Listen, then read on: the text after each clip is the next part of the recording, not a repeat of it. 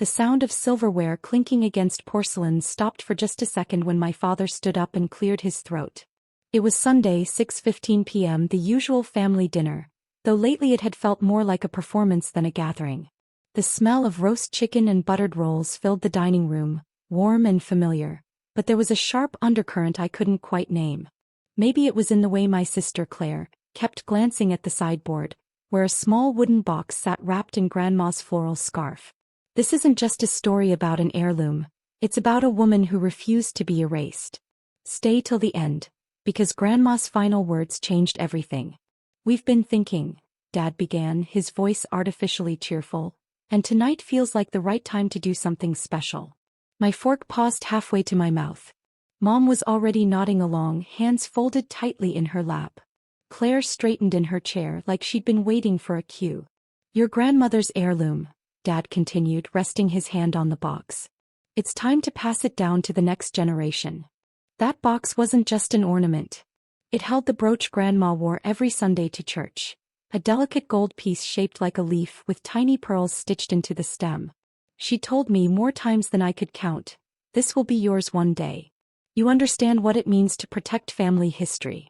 So when Dad turned toward Claire with a proud smile and said, and we've decided Claire should have it. I felt my stomach tighten, not in shock but in confirmation. I'd sensed something off all evening. The way Mom kept avoiding my gaze, the way Claire had dressed up more than usual, hair curled, lipstick carefully applied. I set my fork down slowly. I didn't interrupt.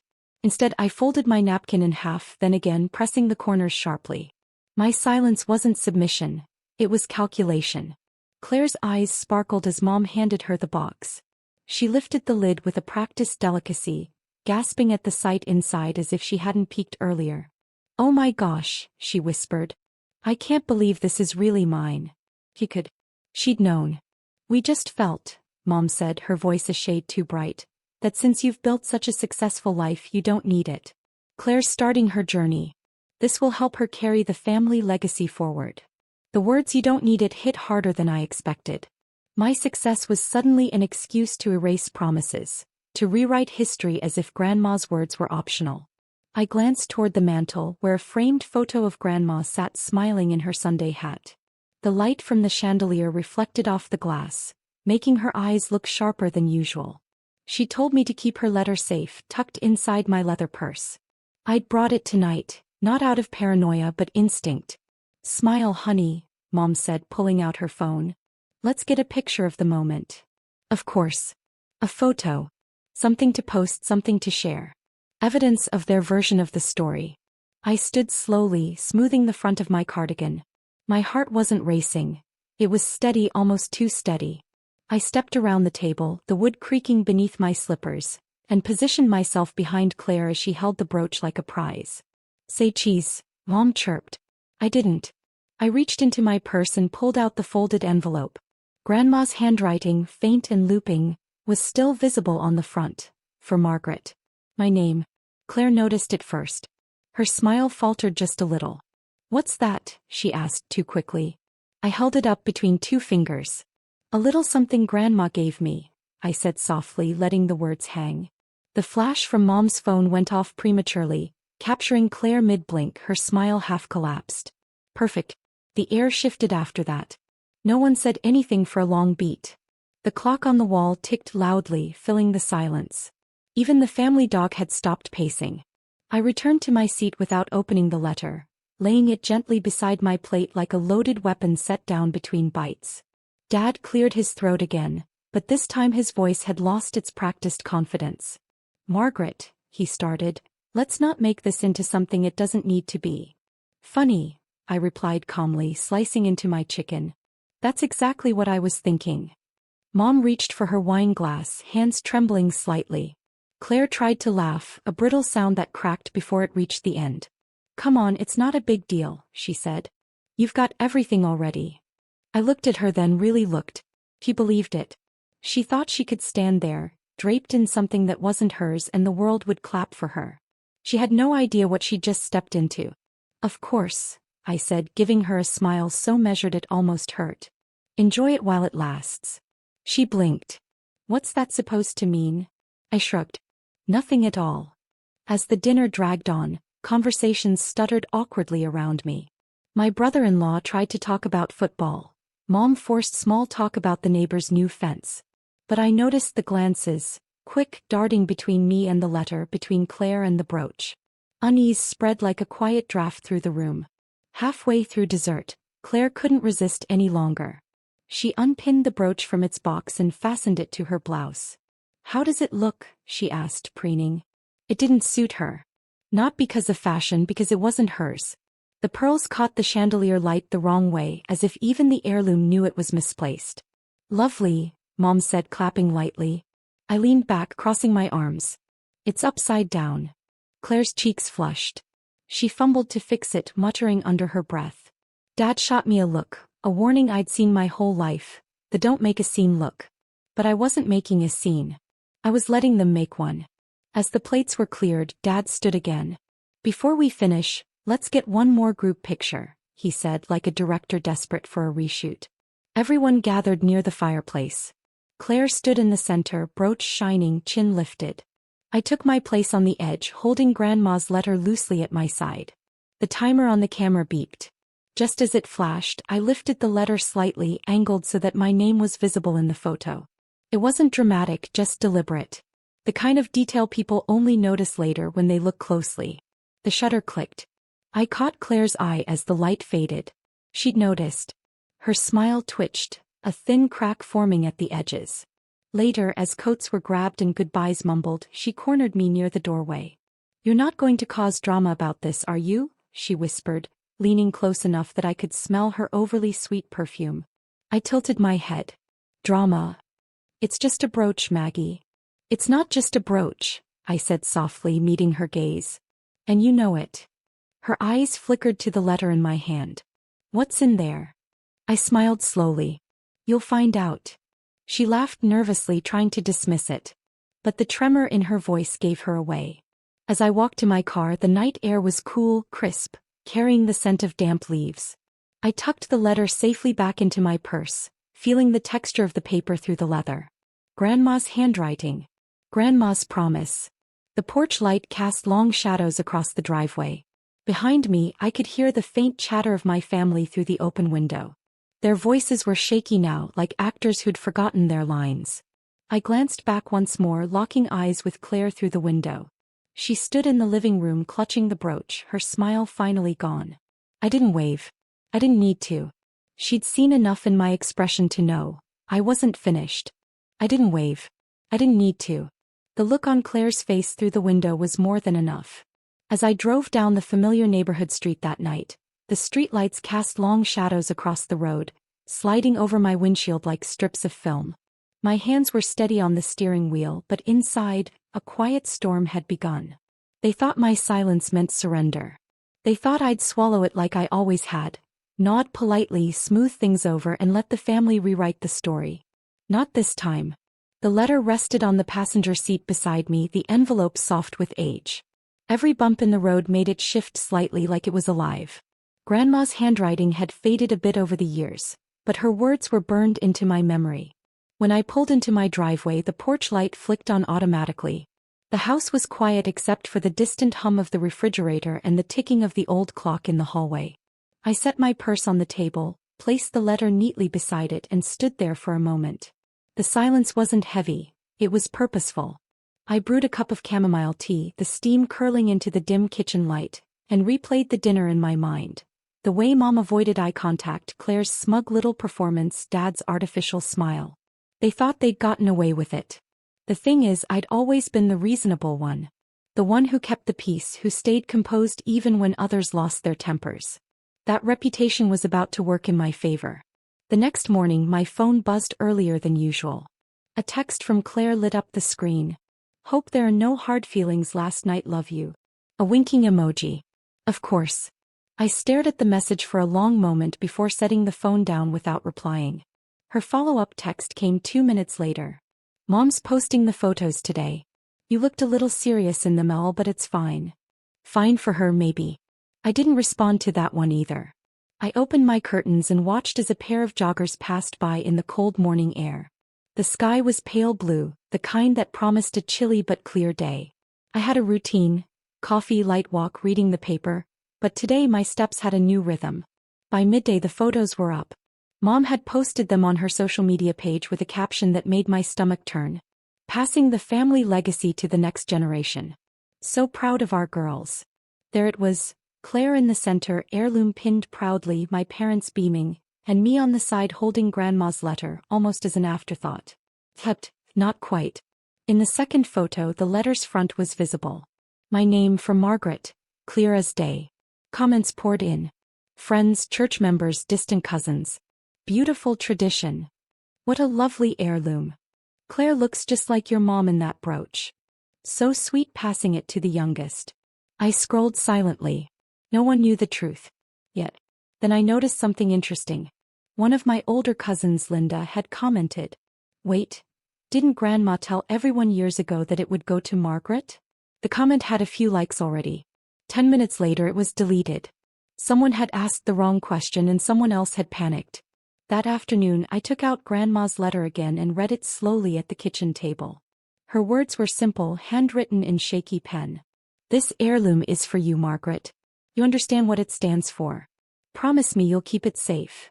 Below, in a different pen, was a notarized signature from Grandma's lawyer. A small but powerful detail. I slipped the letter into a protective plastic sleeve I'd kept for important papers. Then I picked up the phone and called her lawyer's office. It had been years since I'd spoken to them, but they still remembered me. Of course, the assistant said. Come by tomorrow. Bring the original letter. Mr. Benton will want to see it. As I hung up, a strange calm settled over me. This wasn't about revenge in the petty sense. This was about truth and timing. Later that evening, as the sun dipped low and painted the sky orange, my phone rang again.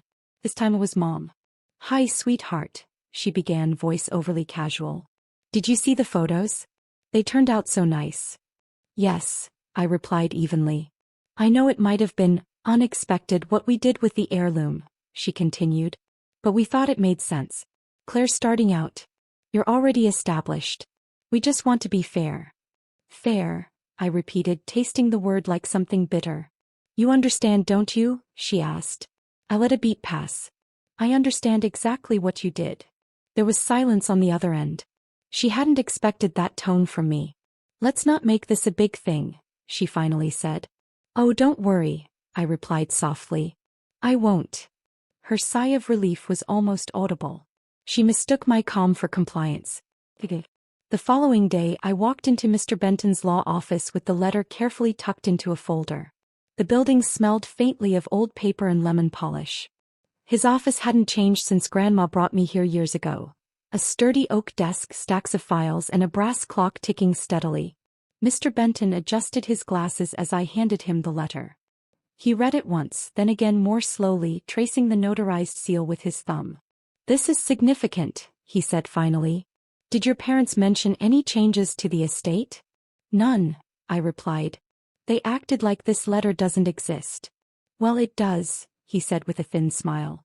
And it carries legal weight.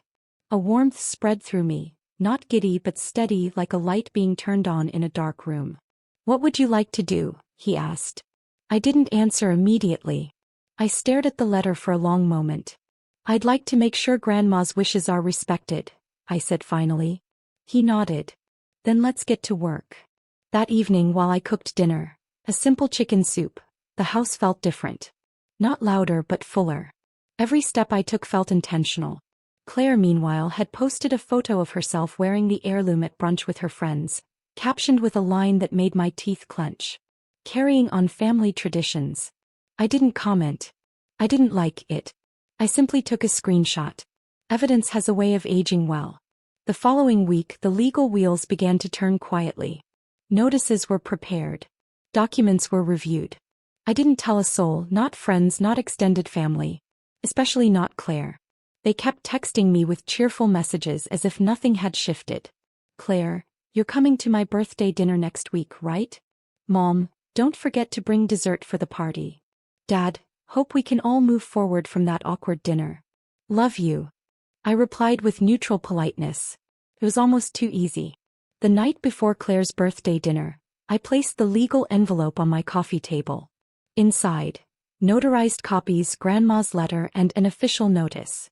Claire thought she'd get cards and gifts. She was about to receive something else entirely.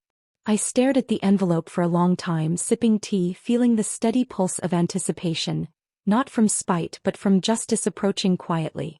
They thought I'd stay quiet. They mistook stillness for weakness. But silence, when chosen, is a weapon sharper than any public argument. And I was just getting started. They thought I'd stay quiet. They mistook stillness for weakness. But silence, when chosen, is a weapon sharper than any public argument. So when I walked into Claire's birthday dinner a week later, envelope in hand, I didn't wear anger. I wore calm. A deep, unwavering calm that made even the restaurant's warm lighting feel a little colder. The dinner was at a cozy Italian place downtown. A spot Claire loved because it had string lights in the windows and enough exposed brick to make her Instagram feed look classy.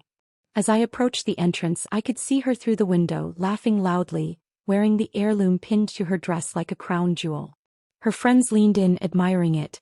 My parents sat at the head of the long table, smiling like nothing had happened. The hostess opened the door for me. "Table for the Thompson party?" she asked. "Yes," I replied, steady.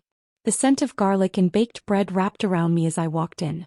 Soft Italian music played from overhead speakers. The kind of cozy, familiar atmosphere that made betrayal look almost innocent. Claire spotted me first. "Maggie, you made it." She jumped up, arms open wide like a hostess greeting a beloved guest. The heirloom gleamed under the lights, almost taunting. I hugged her lightly. "Of course I did. I wouldn't miss your big night," I said with a smile so smooth it almost surprised me. My parents exchanged a quick glance, one I'd learned to read years ago. Meant keep things pleasant. Don't ruin the moment. The waiter led me to an empty seat near the middle of the table. As I settled in, the envelope stayed tucked in my purse, a quiet weight against my side. Mr. Benton had been clear. Timing mattered. The dinner started off light. Toasts were made, wine glasses clinked, and Claire soaked in the attention. She told a long, embellished story about how honored she felt to wear the heirloom, pretending as if Grandma had personally handed it to her. Her friends nodded along, not knowing or caring that it was fiction. "It just feels right, you know," Claire said, resting her hand on the brooch. "Like it belongs with me." I didn't interrupt. I watched. Every word she said was a thread she was weaving into a tapestry that wasn't hers. Halfway through the meal, the waiter brought out a surprise cake. A tall, frosted thing with sparklers on top. Everyone sang. Phones were out. Photos were taken. It was exactly the kind of carefully curated moment my family loved. And then, right as the cake was being cut, the door opened. Mr. Benton walked in. He was in his usual dark gray suit, polished but understated. He scanned the room, spotted me, and nodded once. A ripple went through the table. My parents' faces stiffened. Claire blinked rapidly, not understanding yet. I stood slowly, every movement deliberate. "Everyone," I said, my voice carrying just enough. "This is Mr. Benton. He's known our family for a long time." Mom's fork clattered against her plate. Dad cleared his throat. "Maggie," he said warningly, "what is this?" I smiled faintly. "Just a little truth," I replied. Mr. Benton reached into his leather briefcase and pulled out 3 identical envelopes. He handed one to Claire, one to my parents, and placed one on the table in front of me. The table grew quiet, except for the distant sound of plates clinking in the kitchen. Claire looked confused. "What's going on?" "Go ahead," I said calmly. "Open it." She tore the envelope with the impatience of someone used to birthday cards and gift certificates. Her smile froze halfway through reading the first line. The letter was clear, formal, and stamped. A legal notice confirming the original ownership and intended transfer of the heirloom to me, according to Grandma's notarized letter and estate records. It wasn't aggressive, it was factual. This can't be real," she stammered. Mr. Benton's voice was calm. "It's very real, Miss Thompson. Your grandmother's intentions were legally documented. This heirloom was promised and legally assigned to Margaret. Its transfer to anyone else constitutes a violation of estate terms." Murmurs began around the table. Her friends looked at each other. One of them whispered, "Oh wow," under her breath. Dad tried to step in. "This isn't the time or place." "Oh, I think it's exactly the time and place," I interrupted, my voice still calm but firm. You chose to make this public when you posted pictures, when you staged that little ceremony. All I've done is bring the facts to the same stage. Mom's face was pale. She reached for her wine glass, but her hand shook too much to lift it properly. Claire's reaction shifted from confusion to denial to something close to panic. You're ruining my birthday dinner, she snapped, voice cracking. I tilted my head slightly. Am I? Or are you just hearing the truth for the first time in front of people who won't nod and pretend? She stood up suddenly, pushing her chair back with a screech. This is humiliating. Yes, I said softly. It is. The waiter awkwardly approached with plates of tiramisu, unsure whether to leave or retreat. I gave him a kind smile. Please set them down. We're just finishing up some family business. He nodded nervously and backed away. Mr. Benton remained standing, hands folded. The item in question must be returned to its rightful owner, he said. You may do this now, or we can proceed through formal legal channels. But I imagine your grandmother would have preferred the family handle this with dignity. For the first time all evening, Claire was speechless. Her hands hovered near the brooch, unsure whether to touch it or protect it. Everyone was watching her now, not with admiration but with curiosity. Judgment. Dad tried one last time to regain control. This isn't how families should handle things, he said tightly. I met his eyes.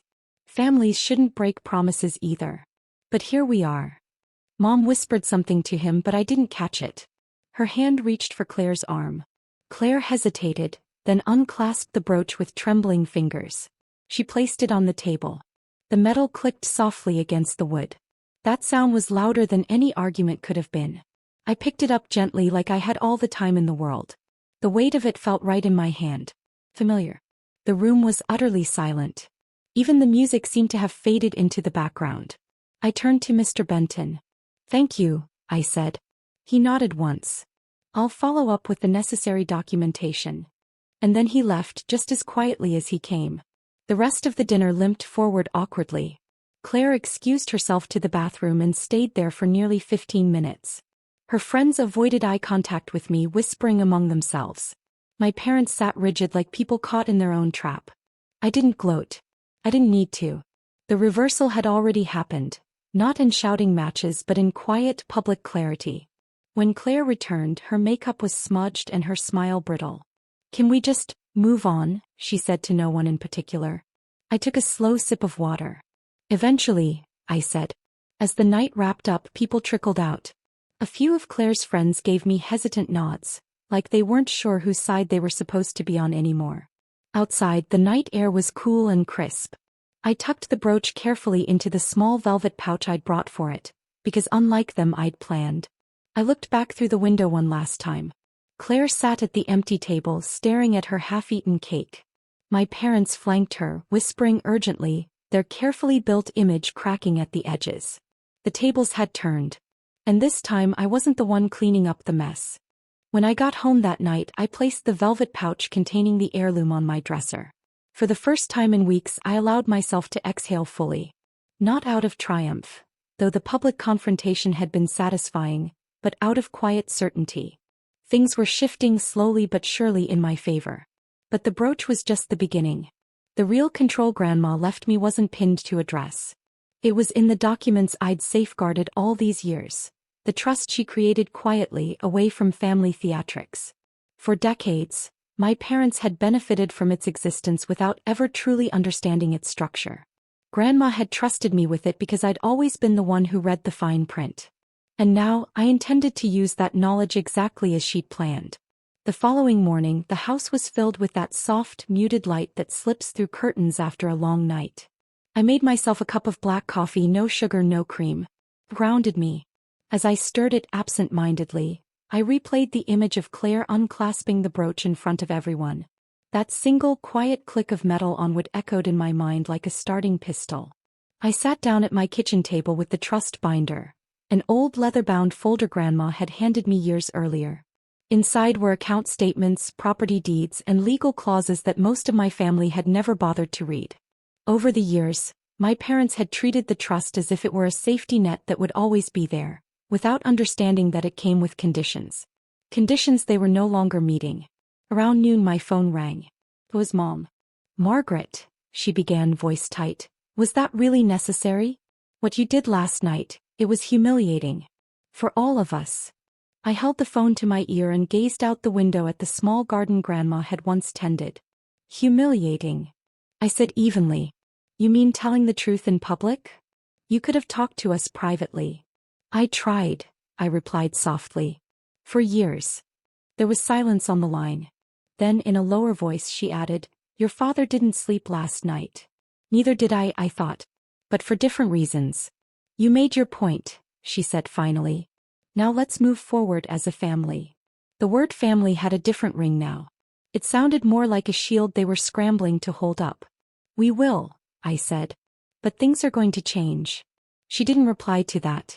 The next step required precision. I drove to the bank where the trust was held. A modest building with a clean white facade and a quiet lobby. The trust officer, a meticulous woman named Elaine, recognized me immediately. It's been a while, she said with a small smile. I assume this visit isn't casual. It isn't, I replied. We sat down in her glass-walled office. I laid the folder on the desk and began discussing the clauses, particularly the ones about how funds and property were to be distributed and under what circumstances access could be suspended. Grandma had built safety valves into the trust to prevent misuse, and for years my parents had overlooked them. Elaine listened carefully, then nodded. You have full authority to make adjustments, she confirmed. If the conditions aren't being met, you're within your rights to revise their access. Her calm professionalism matched the steady rhythm of my heartbeat.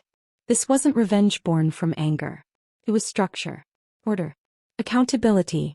When I returned home that afternoon, I found 2 missed calls from Dad and 1 from Claire. Neither left a voicemail. I didn't call back. Instead, I sat at my desk and began drafting formal notices. Nothing dramatic, just clear, legally sound notifications that their access to trust privileges was being reviewed and temporarily suspended. I knew it would hit them faster than they expected. They had grown used to the quiet safety net, the trust covering unexpected bills, funding property maintenance, easing financial gaps. They had never seen it as something that could shift. That was about to change. 2 days later, the first ripple hit. Margaret, Dad's voice crackled through the phone. The payment for the lake house property taxes didn't go through. The bank said the trust account was frozen. Not frozen, I corrected calmly. Temporarily paused. There's a difference. Why would you do that? He demanded. Because the terms Grandma set were clear, I replied. And they haven't been followed. I'm simply upholding her wishes. There was a stunned silence.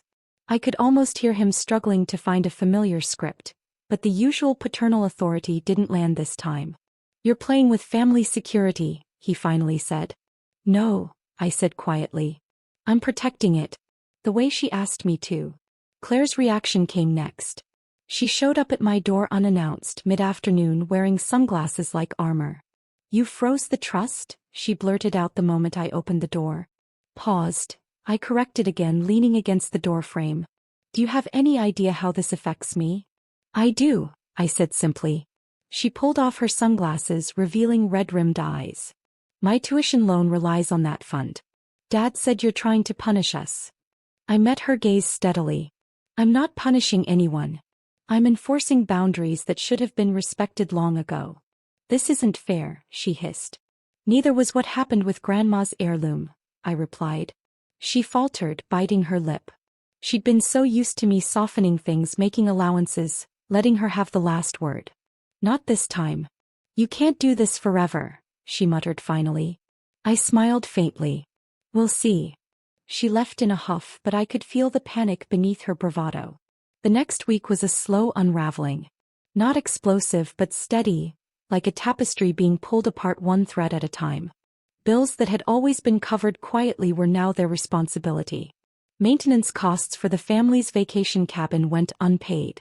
Property tax notices began arriving in their mailbox. I didn't gloat. I didn't need to. Each consequence was simply the natural result of years of complacency meeting reality. In the midst of this, I found myself sitting at Grandma's old writing desk one evening. The house was quiet except for the sound of crickets outside. I ran my fingers along the wooden edge where her hands had rested so many times. She'd always said, control isn't loud. It's consistent. At the time, I hadn't understood the weight of those words. Now I did. Mom called again a few nights later, her tone different this time, less defensive, more weary. "Margaret, we can't keep up like this," she admitted. "The cabin, the taxes, Claire's expenses. We've always relied on the trust." I closed my eyes, listening to the tremor in her voice. For years I'd been the steady daughter, the reliable one. They'd counted on that reliability as if it were permanent. "You put us in this position," she said softly, almost like a confession. "No," I replied gently. "You did when you decided my role in the family could be rewritten without consequence." She didn't argue. She just sighed long and tired. In small, deliberate steps, I began reorganizing the trust according to Grandma's original plan. Not to spite them but to restore the structure she intended. Payments would be conditional again, based on responsibilities met, agreements honored.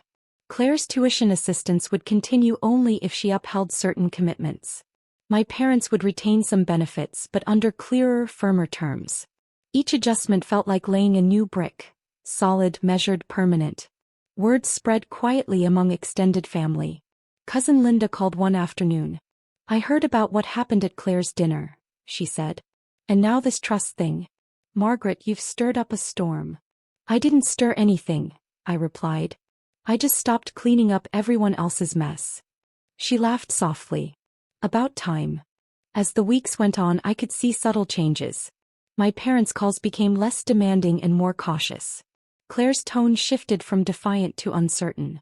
Friends who once viewed me as the quiet, accommodating daughter began to see me differently, not as confrontational, but as someone who finally stood on solid ground. I wasn't loud. I wasn't cruel. I was simply firm.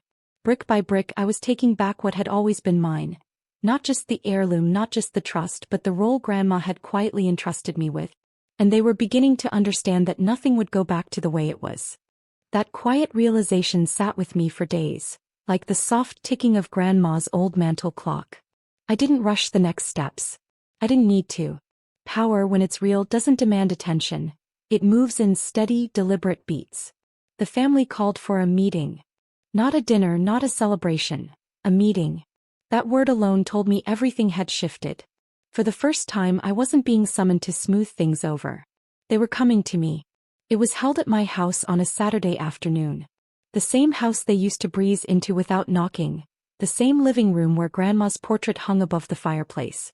I brewed a pot of tea before they arrived, set out the good china, and opened the windows to let in the crisp fall air. The scent of cinnamon and fresh leaves filled the space. Calm, controlled. Claire arrived first, a few minutes early, which was unusual for her. She stood on the porch wearing a neutral beige sweater, no makeup, no heirloom pinned to her chest. Her hands were shoved deep into her coat pockets. "Hi," she said softly. "Hi," I replied, opening the door.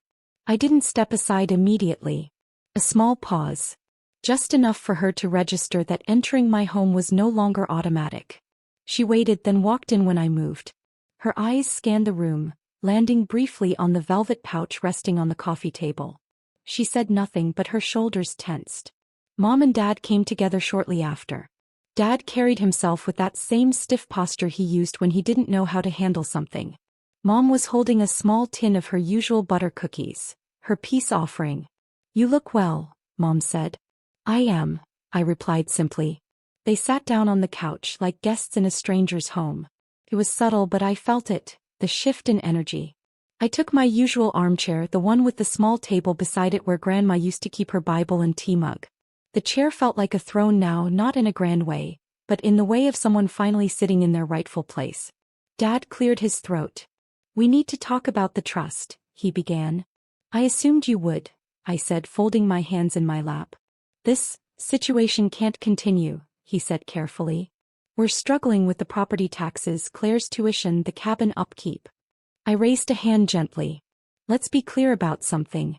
This situation is the natural result of years of ignoring boundaries. I didn't create it. I just stopped covering for it." He pressed his lips together. Mom shifted uncomfortably. Claire stared at the rug. Then came the twist. I reached for the folder on the side table. Grandma's trust documents, Updated, organized, and now bearing my signature as the controlling trustee. I laid it open on the coffee table with deliberate care. Grandma set this trust up with specific intentions, I said. For years I honored those intentions quietly. But since you chose to rewrite my place in this family, the trust has been restructured. Claire looked up sharply. What does that mean? It means, I said calmly, moving forward every distribution is conditional.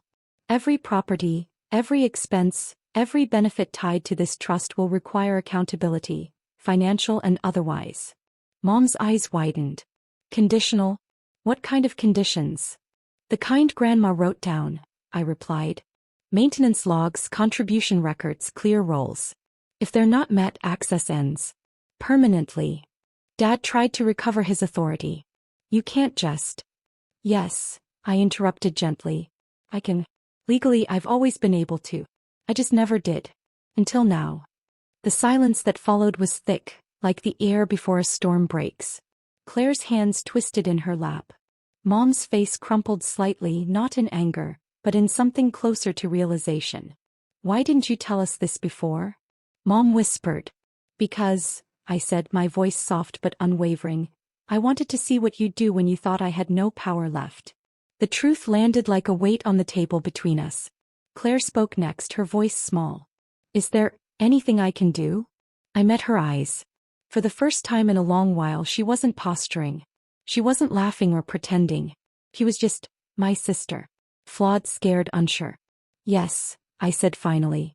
Start acting like Grandma raised us to. Respect what was built. Contribute to it. Stop treating me like the problem when I've been the solution all along. She nodded slowly. I understand. For the first time I believed her. Mom reached across the table and placed her hand near mine, not touching, just close. We messed up, she admitted quietly. The words were simple, but they cracked something open in the room. Years of subtle dismissals, quiet erasures, small betrayals. They couldn't be undone with one admission. But hearing her say it mattered. We thought you didn't need it, she said. We thought you were strong enough to handle anything, so we leaned on you. Too much. I inhaled slowly, letting her words settle. I was strong, I said softly. But strength doesn't mean invisible. Then I took out one final document, something I hadn't shown anyone yet. It was a letter Grandma wrote, tucked in the trust folder to be opened when the time comes. I'd read it months ago, but this was the moment to share it. I unfolded it carefully and began reading aloud. Her handwriting was shaky but clear. To my family. If you are reading this, it means Margaret has done what I always knew she would. Protect what matters. Do not question her. Do not fight her. If you wish to keep this family together, follow her lead. She has the heart and the sense to do what I cannot. By the time I finished, the room was silent except for the faint ticking of the clock. Mom had tears in her eyes. Claire looked down, biting her lip. Dad leaned back slowly, his shoulders sagging. Grandma had spoken from beyond, and they couldn't argue with her. We spent the next hour going through the revised trust terms. It wasn't a negotiation. It was a presentation. I explained the expectations clearly. No shouting. No power games. Just structure. Claire would contribute part-time work to cover her tuition gap. The cabin would either be maintained collectively or sold. My parents would take responsibility for their own property taxes. The trust would still support them, but under my conditions. For the first time they listened. Really listened. As the meeting drew to a close, Claire stood by the door, hesitant. Maggie, she said, thank you for not shutting me out completely. I gave her a small smile. Thank Grandma. She believed in second chances. I'm just following her lead. She nodded, a tear slipping down her cheek before she quickly wiped it away. After they left, I stood alone in the quiet house. The late afternoon light slanted through the windows, casting warm gold across the living room floor. Grandma's portrait caught the light just right, making her eyes glimmer as if she'd been watching the entire time. I walked to the dresser, opened the velvet pouch and held the heirloom in my palm. It was cool and solid against my skin, a symbol not just of what I'd reclaimed but of everything I'd rebuilt. This wasn't about punishing them. It was about finally stepping into the role I was meant to fill, without apology or hesitation. I placed the brooch gently back into its box and closed the lid. For years I'd played the quiet daughter, the peacemaker, the reliable one. They'd mistaken that quiet for weakness. But now, every word, every decision, every boundary I set echoed with Grandma's voice behind it. And this time I walked away on my terms. If this story gripped your heart, hit subscribe for more dark, emotional revenge stories. Every week, a new tale of betrayal and strength awaits you. Don't miss the next twist.